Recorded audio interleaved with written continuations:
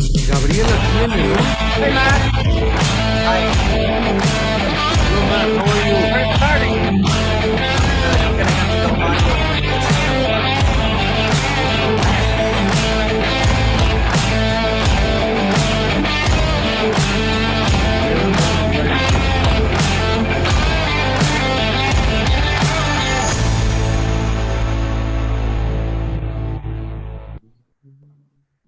Hello, everybody. Welcome to the round number 55 of WBC Talks.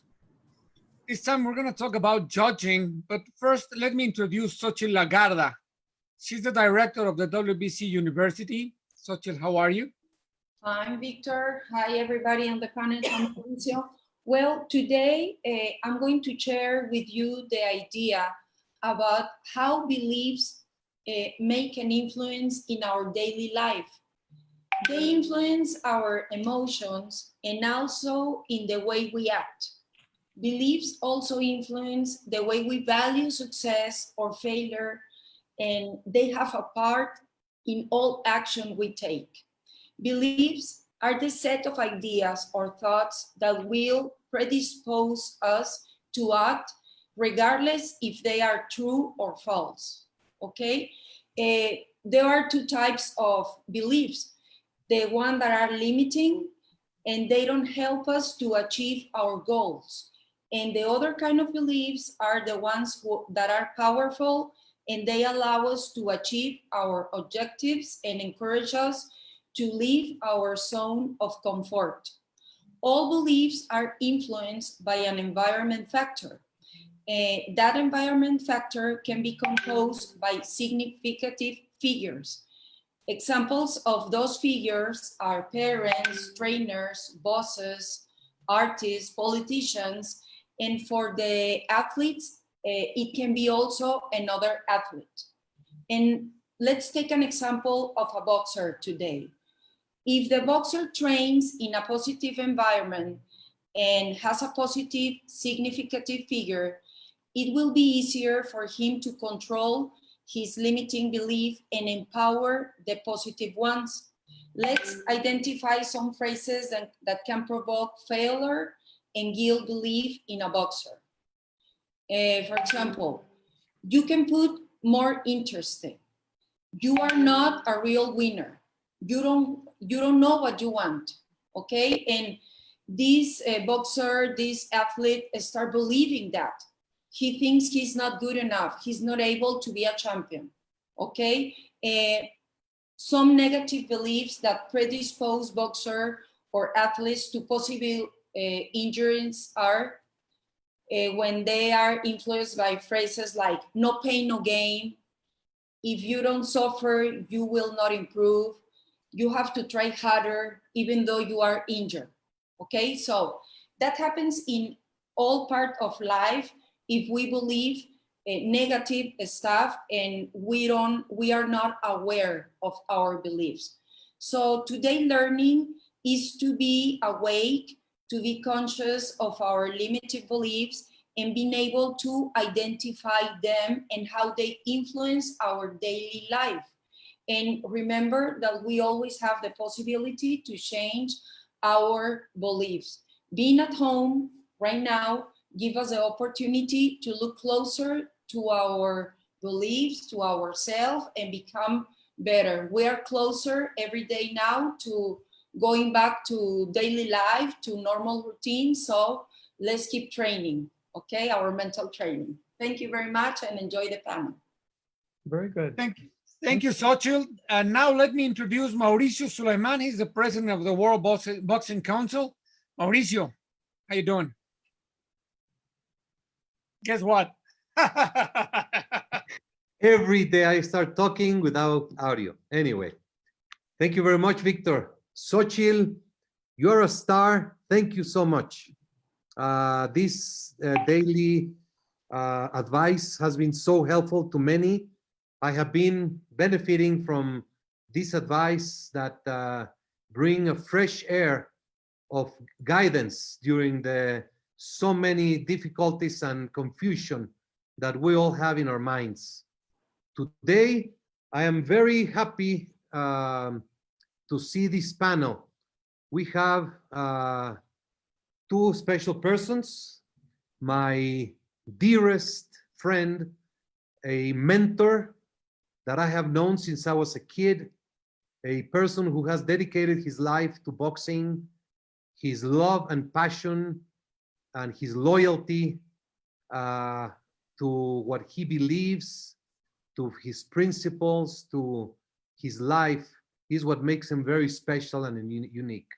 Dwayne Ford, president of the North American Boxing Federation, multiple times, commissioner in the state of Nevada, member of the WBC Board of Governors for many years, and one of the greatest judges who ever stood or sat down in the judge's chair. Welcome, my dear Dwayne. Well, thank you. And thank you for the kind words, Mauricio. It's good to be able to hear Sachi's positive thinking. I made some notes and I appreciate that. I'll think about more today on that. Thank you.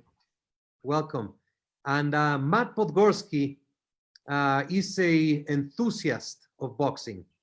He has done some judging, has done his due time into the boxing world, and has specialized in systems. We have developed with Matt Podgorski a current system that we pride for the way it has now been shaped for a very specific use. Matt Podgorski developed a judging database in which information and statistics are reviewed and can be used for great benefit for the evaluation, certification, rating of ring officials and their performance.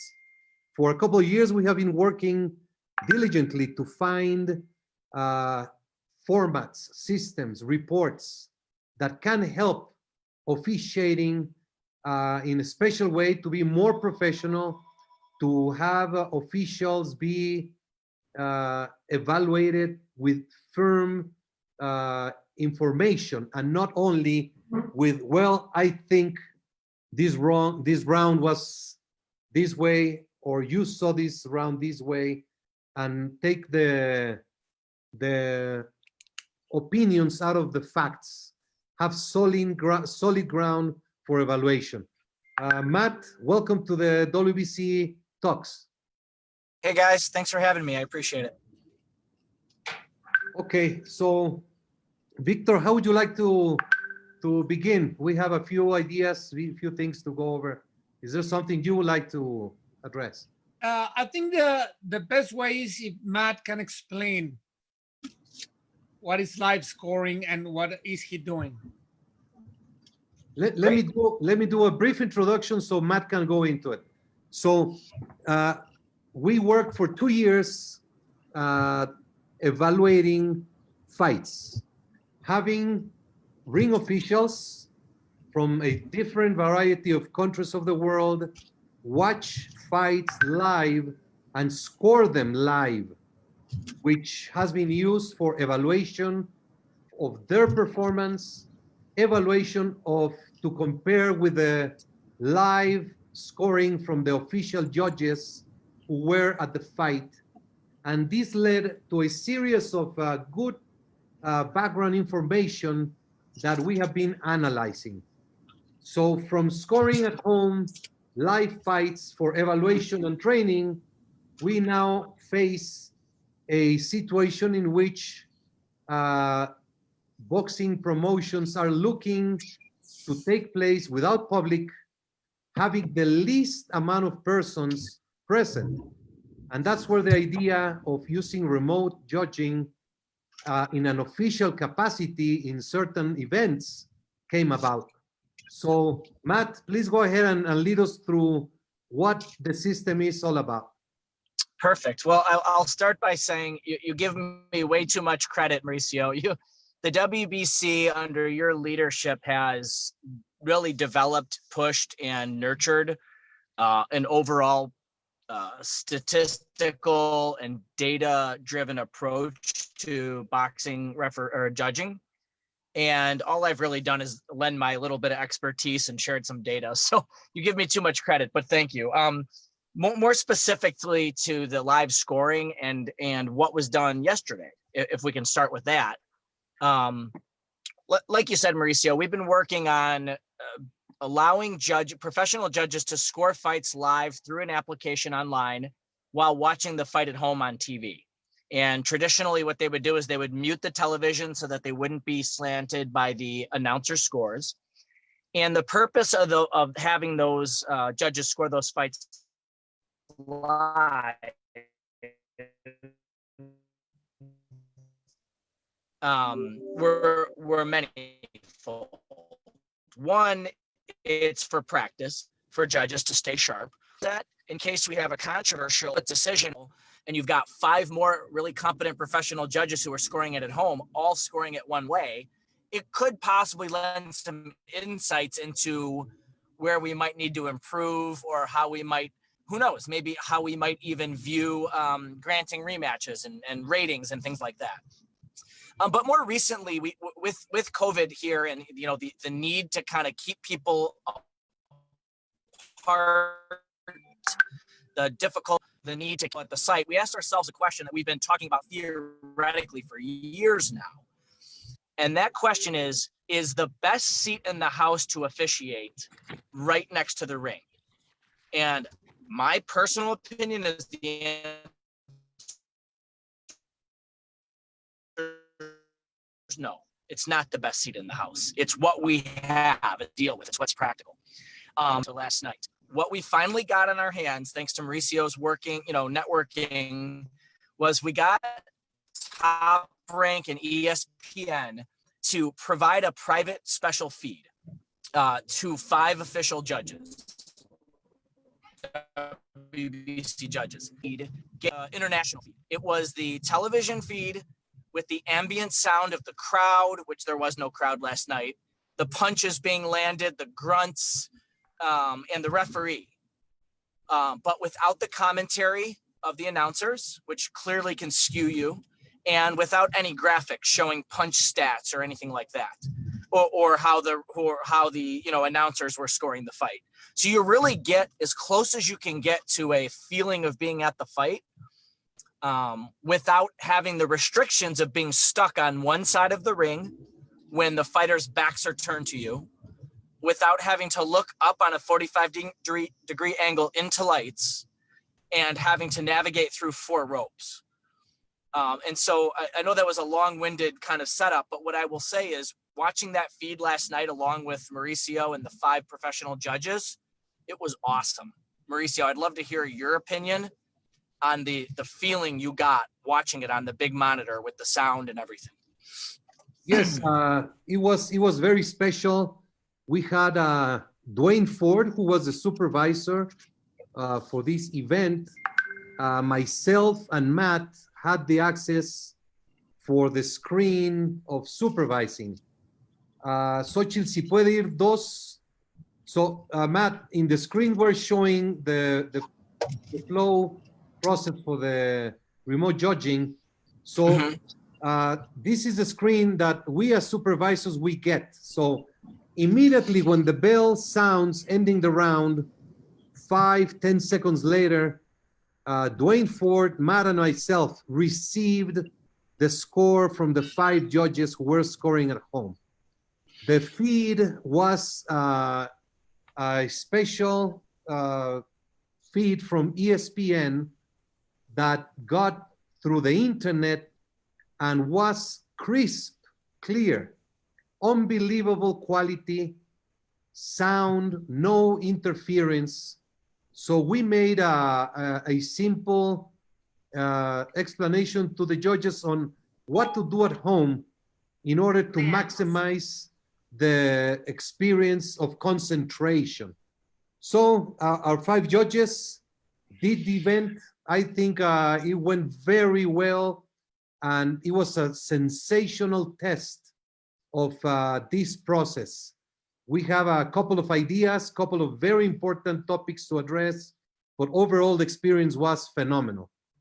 What do you think, Dwayne? How did you feel about this experience? Well, I thought the experience of having fights come back was sensational. My feed was crystal clear. I still feel that we're missing a couple of things with remote judging. However, I think last night was a true success to show that we can do remote judging in some cases. I think that the difference in the judging last night, the fights were rather easy, in my opinion, to score. There was only one real close round that had some difference of opinion. But all in all, I support remote judging in the areas where we need it. But I thought it was a tremendous test. There are some things that maybe we could talk later about.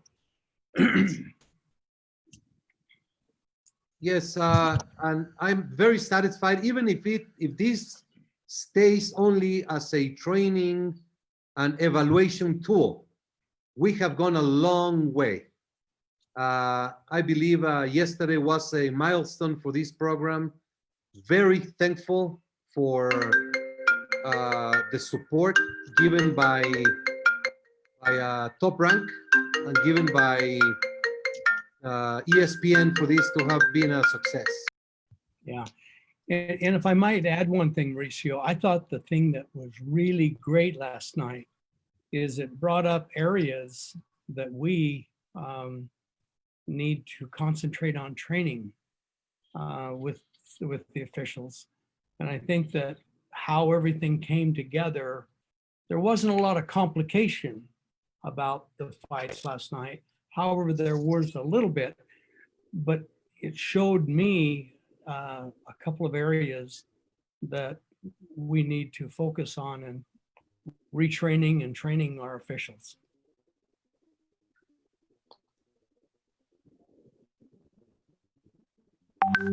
Matt, where do we go from here? What is your feeling? You were silent at the start.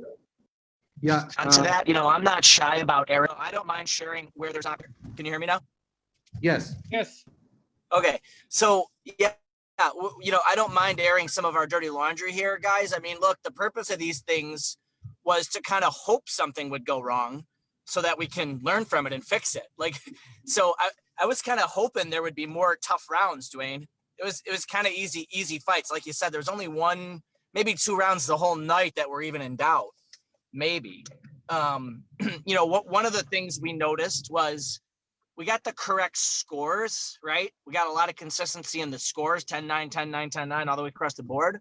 But we had a round where, I don't know if we brought this up before, but we require more of the judges when they do this program. They don't just have to score the round. They have to actually indicate the margin of victory in the round. So, we kind of followed the model that I think, Dwayne, you were involved in building over a decade ago, which was rounds aren't just 10-9, 10-10, 9-10. They're 10-9 close, 10-9 moderate, or 10-9 decisive. And if you're a good judge, you need to be able to pinpoint within that level of precision.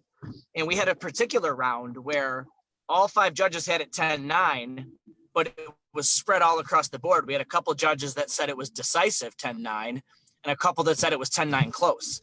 That's a big difference. Two judges are saying, a couple more punches and the round would have went the other way.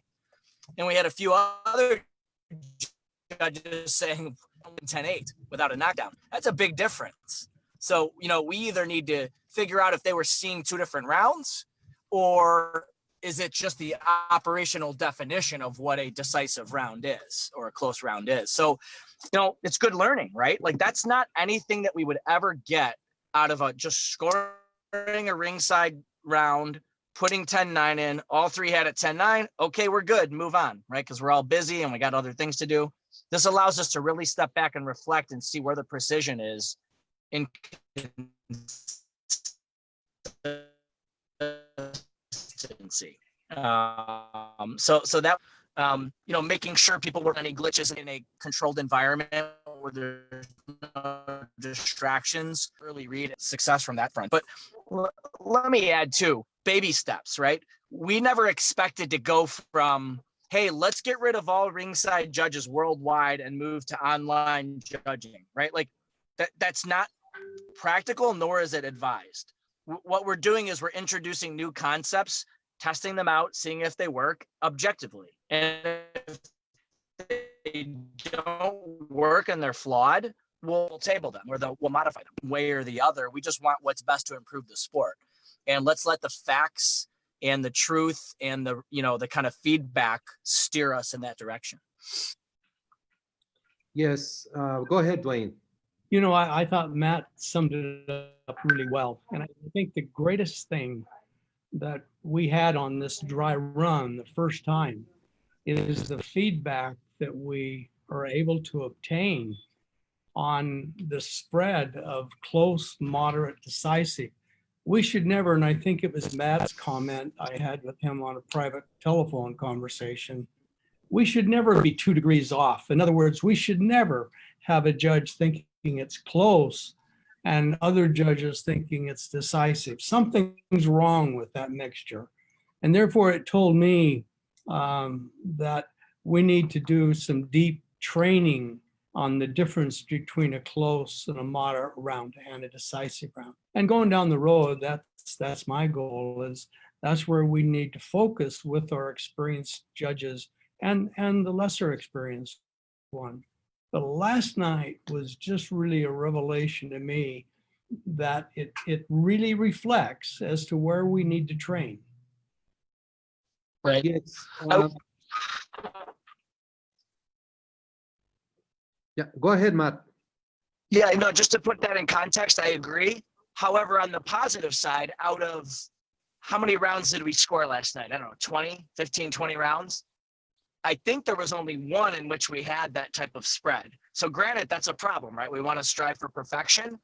The encouraging thing was there was most of the rounds were 10-9 across the board, all close, you know, or all close and one had it moderate. So, you know, we're not starting from zero, right? I think that the work you've been doing, whether through the ABC back in the day or through the WBC kind of training and getting people up to speed, I think we've come a long way to where we were 10, 15, 20 years ago, Dwayne. Now we're into the point where we're really fine tuning it and really getting into high precision stuff, as opposed to just, okay, guys, we all agree that if there's not a knockdown, it's really hard to get to a 10-8 round, right? Like basic stuff that we were talking about 10, 12, 15 years ago. We've come a long way, I think, with, you know, partially with your leadership and WBC's leadership. We have in the screen the way the judges get in their screen to score. ¿Le pueden hacer zoom, por favor, donde dice close? So the judge, after the round finishes, they select the winner. They get David Benavides. They put whether it's 10, 9, 8, 7, or 6. And then Angulo, and they put the score for the other judge. And then they have to put whether it was close, moderate, decisive, or extreme decisive. That way, that criteria, even though does not reflect in numbers right now, we are building this process on how to incorporate the 10-9 and the qualification of that 10-9. Victor, do you have that slide? Yes. Please put it. As we all know, my father was visionary. He worked, his passion at the end of his life was to develop a scoring system that would be without numbers, but for concepts.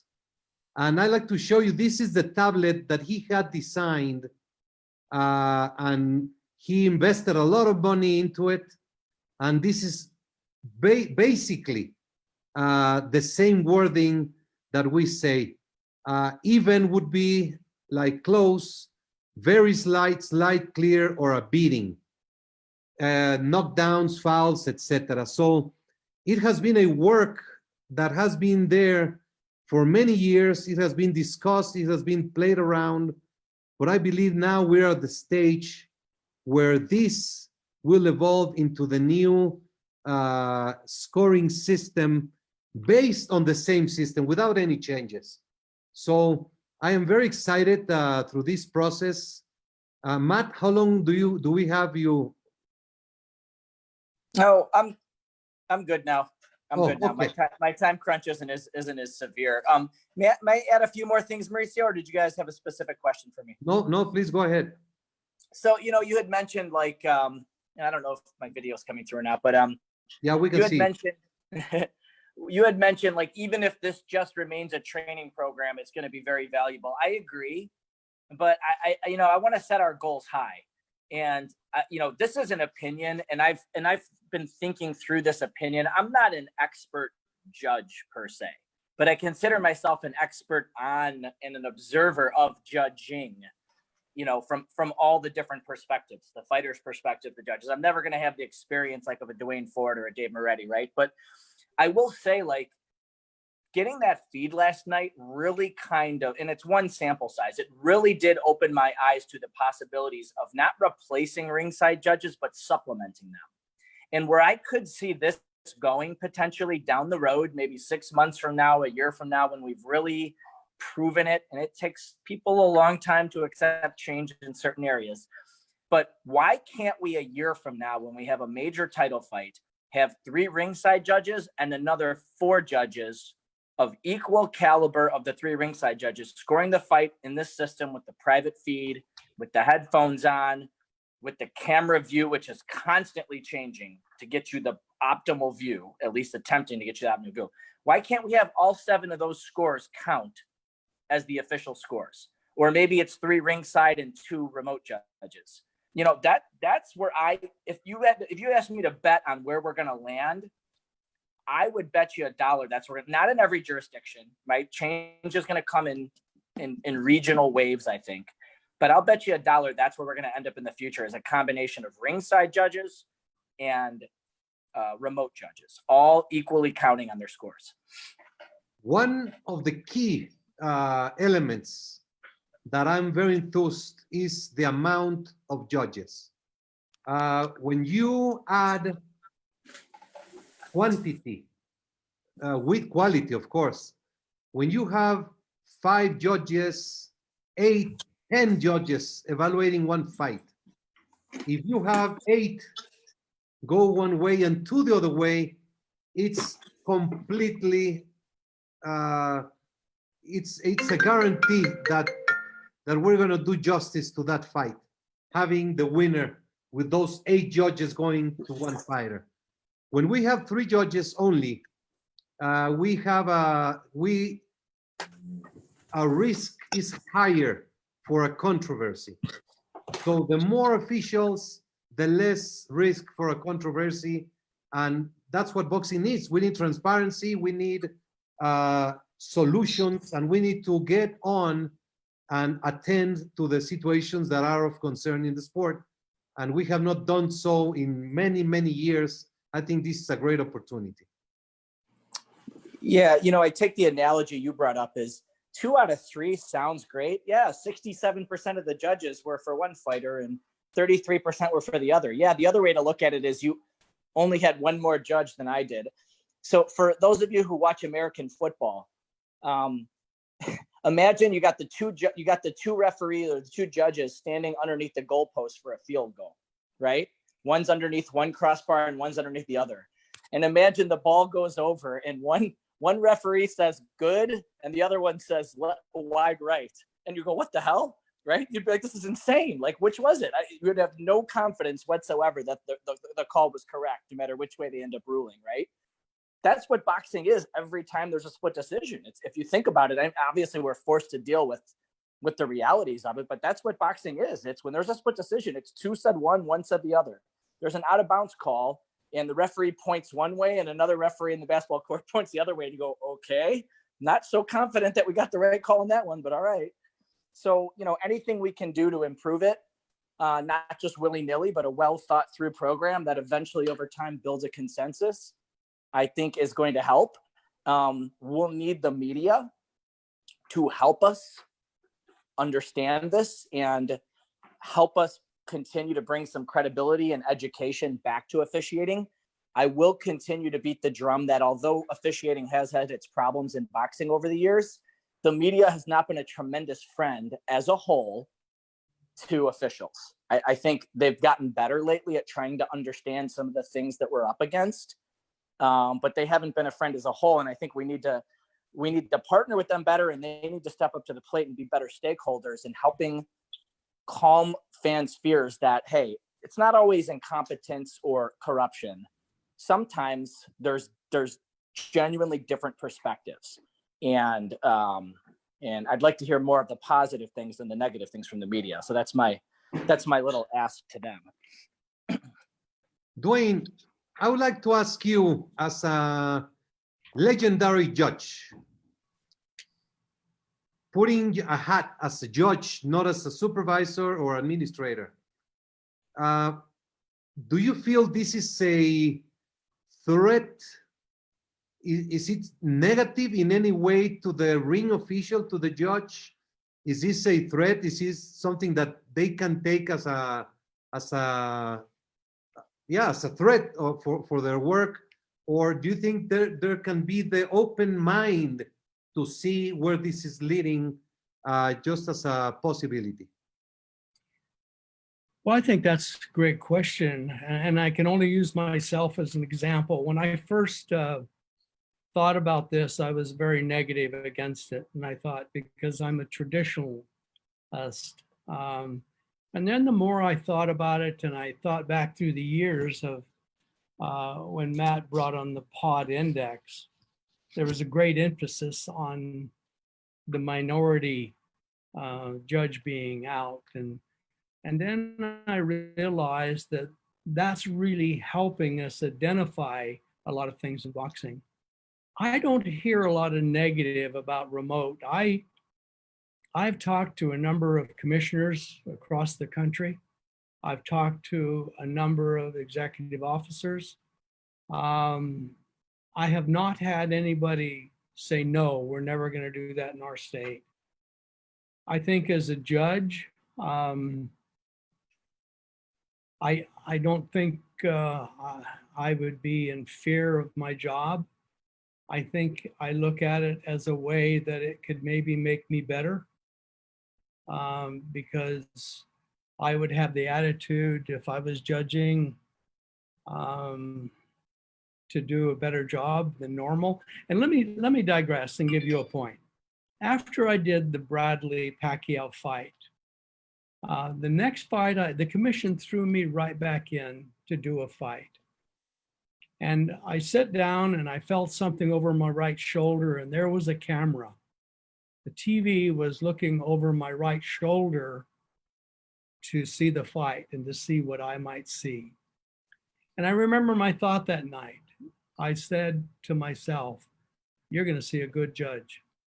And I worked hard that night to make sure my score was accurate. I don't see the remote judging as a threat. I see it as an opportunity to become better. I don't know if I agree with everything that Matt visions, but I think that this can really help our existing judges who are ringside to become better. And in some strange way, I think that through the COVID and through the Zoom, I think that our judges were able to sit down last night and to do a better job, because they were used to seeing it on video. And but I don't think it's a threat. I look at it as an opportunity. The good judges are going to become better. The great ones are still going to be great. The weak judges are still going to be weak, and hopefully they can come along. One thing, yes, Victor. I have a question. Sometimes when we are in the arena, you see some kind of fight or some winner. but sometimes when you talk with your friends or the judges' friends in some other places and watch it on TV, they saw it different. Can this affect? I mean, I used to produce boxing, and sometimes when you switch the fight, you can be a little tricky on the replays or what are you showing. Do you think that this can affect the judging on TV? You know, I can give you one fight that is exact to that point, and it's Kovalev-Ward. We have shown rounds of that fight where the judges at the arena gave the rounds to Ward on video, and the people on television that night thought Kovalev was winning that. And we just used that particular fight in a Zoom. And one of the judges who judged that night said, "This isn't the same fight I saw." Mm-hmm. So yes, there is that factor that you may on occasion have a different view or a different thought or a different effect. Now, for years, I've had videos sent to me to review on, get an opinion, and I always had a built-in factor that I might be 1 point off either way because I'm watching it on video.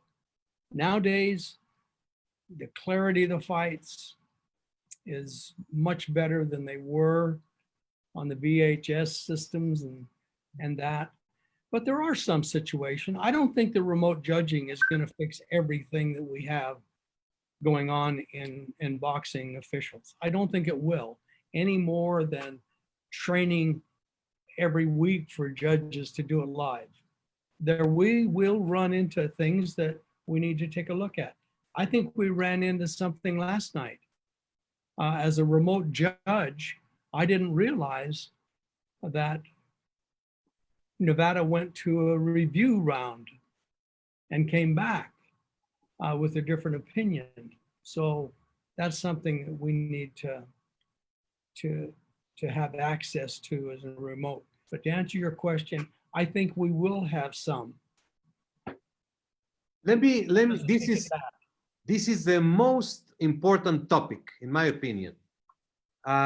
Precisely what you are saying is the key.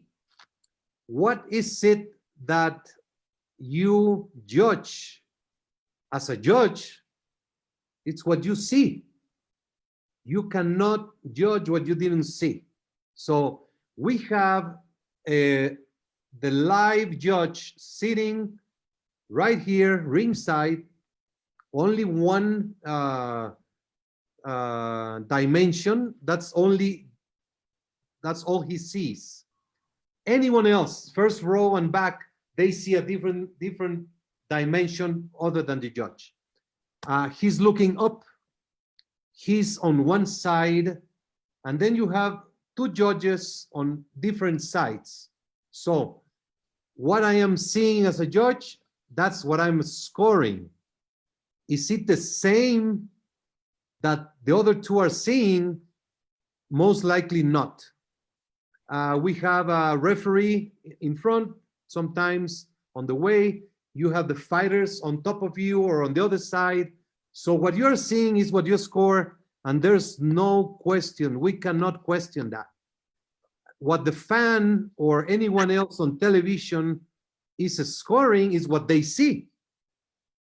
And what they are seeing, what they're watching, is the television feed. Whether it's good, bad, whether it's from far away, close up, different changes, regardless of that, you are judging on what you are seeing. 𝗧𝗔𝗟𝗞𝗦, ¿pueden poner la imagen de los tigres, por favor? So I wonder, what is it that we really see? Please take a look at this picture. Okay? What do you see? Please look at the right side only. Don't look at the left side. What is it that you see, Dwayne? Well, I see looks like a cougar eating the head off of a baby cougar. And then if you go to the left side, what is it that you see? I see a mother carrying her cub. That's exactly it. I have seen countless replays on sports that in one side, one view, you see absolutely with clarity that he's eating the baby and he must be put in jail. And then you see the other side and your heart gets soft and see a beautiful image of a mother taking care of the baby. ¿Pueden poner el otro dibujo, por favor? We have another illustration. So, how many sticks do you see?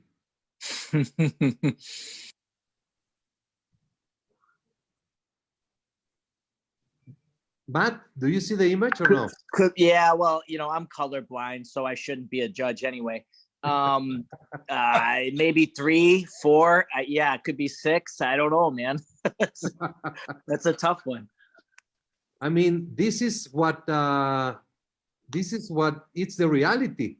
You are never sure what the judge is seeing, and they cannot be blamed because they judge for what they saw. I believe that if we can get a standardized vision and we have 5 judges, 10 judges watching the same feed, then that's where you can get the best, more fair and just decision. This is just food for thought, just examples. Yep. This image is perfect because it shows that you can be watching something and it's not necessarily the truth or the reality. Right. It's not an objective truth. Mauricio, can I build on that just a little bit from some of the conversations you and I have had and Dwayne and I have had regarding the different views? Do we have a few more minutes for that? Absolutely, yes. So this is mine, right? This isn't necessarily established, concept yet, but follow me on this one, guys. So if you can concede the point for the sake of the argument that the reason we have the judges on 3 different sides of the ring is so that they can see all the different vantage points, right? And so you can argue, oh, well, Judge 1 might see the punch, that left hook that landed to the body that the other 2 judges couldn't see. But then the 3rd judge can see that the straight right hand missed and, whatever, right? That's great. You're covering all the angles. But here's, I think, what people just dismiss. The 3 judges are not caucusing after each round and saying, okay, what did you see? What did you see? What did you see? Let's huddle together and put all 3 of our vantage points together and come up with what the correct score is. That's not happening. What's happening is each judge is watching a different vantage point at any given time, and they're essentially seeing 3 completely different rounds. At any point, my argument is at any point in time, there is one best view. Maybe a second best view is close, but not as good. And then there's a third best view that's probably not great. And then, there's the 4th side of the ring, which is what it is.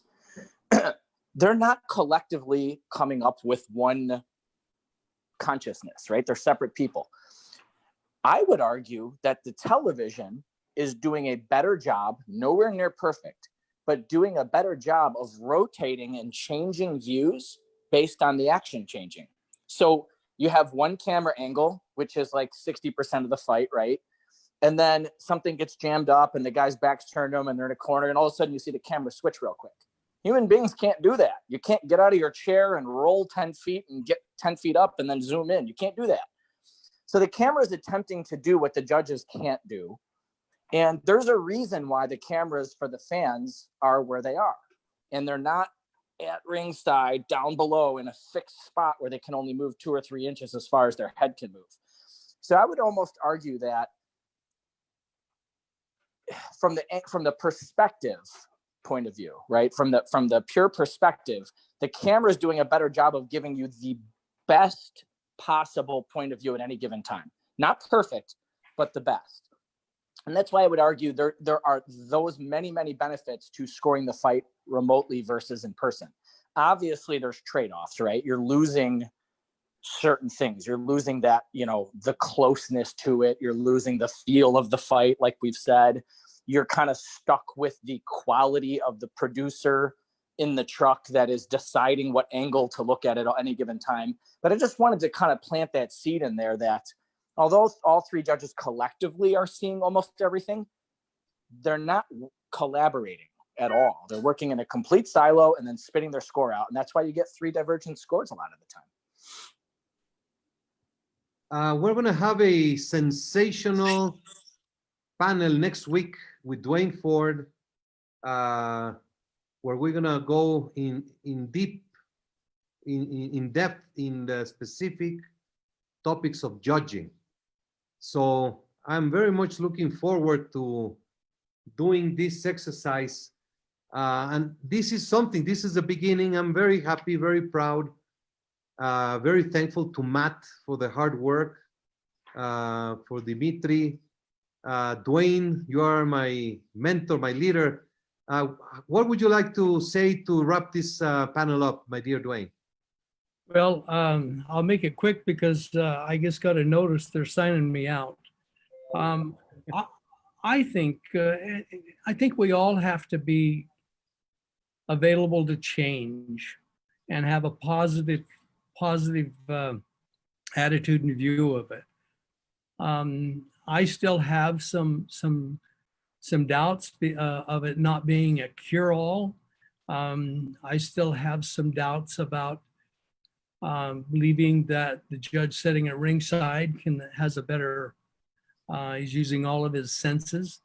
But I think that what we have learned last night, it's functional, but it's workable. There are some dangers in it that we can work through. But I think it comes right back to we need to train our officials better. We need to train them in a micro way of understanding what close is, what moderate is, what decisive is, because we all have different perceptions, as Mauricio pointed out on this, and we all have different opinions. But I think this is great discussions. But I again come back to basics. We need to train our officials in basics, and then hold them accountable on the remote judging.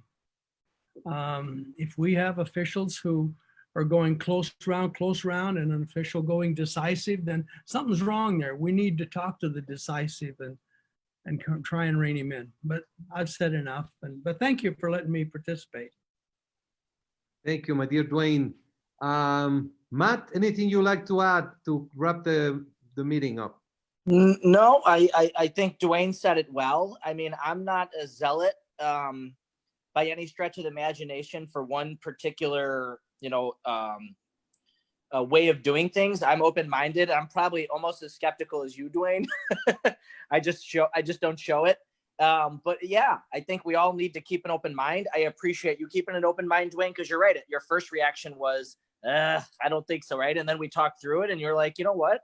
This might not be terrible. Let's just see where it goes. And the same thing, I've kind of pulled back a little bit. I first thought maybe, yeah, let's just go all in. Let's just do it. All remote judges. And I'm like, what happens if, like last night, we didn't know if there was an accidental headbutt that's called it a technical decision or if it was a TKO, right? There's kinks that need to be worked out. So as long as we're moving the ball forward, we're all open-minded and we all have the same goals, then I think it's going to be great. And it sounds like that's the direction we're in.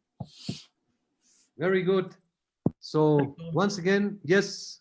I would like to add, I think this is good because we have the judges watching the same thing.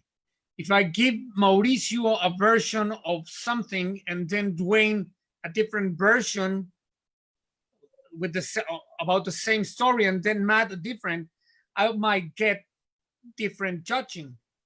That is what is happening on the ring. Now we have three judges looking at the same thing, and we can get what we want. Judges doing what they do best with the same story. That's my reflection. Very good. Victor, muchas gracias.